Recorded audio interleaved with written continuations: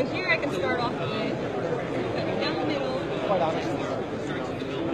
And then from here, I can show the anatomy as it was at the time of death. So everything is accurate, there's no rendering done. Since the cadaver was flash frozen, there were scans that were taken of the cadaver itself. And then from there, you can see the anatomy as it was at the time of the death. You can also isolate or annotate different parts of the system. So in this case, I can start by removing the skin, removing the skeletal system, and other structures until I'm left with the gastrointestinal system. From here, I can get a better view by just zooming in. And I can also get a posterior view by just giving it a little spin. And in this case, I can start removing different structures and getting the annotation of any structure I remove. And I have this undo button where I can bring everything back up. This is amazing. And in this case, you can also have concurrent views of, let's say, the muscular system and skeletal system, and also start removing different areas to see regional anatomy and other types of anatomy as well at the same time. If you don't want to look at the anatomy as a whole, you can also see regional anatomy. So in this case, I have the female head and neck.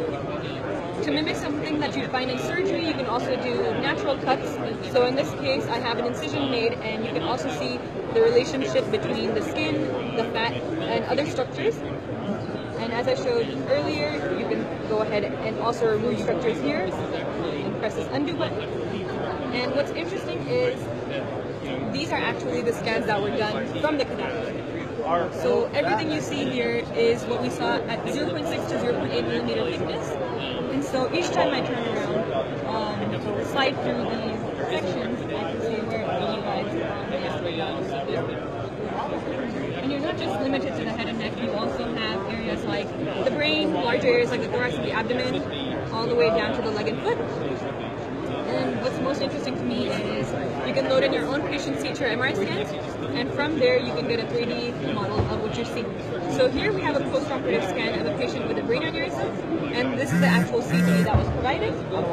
You can go ahead and slide through the CT and see exactly where the clips were placed as well. So if I go down here, it'll show where it is.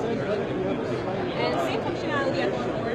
You can go ahead and make a quick cut into the 3D model and see where the clips were placed as well. So it's kind of more intuitive when you see something in 3D, where the clips were placed rather than just focusing on a CT. And you can also add in some vasculature if needed. And you can also bring it back down.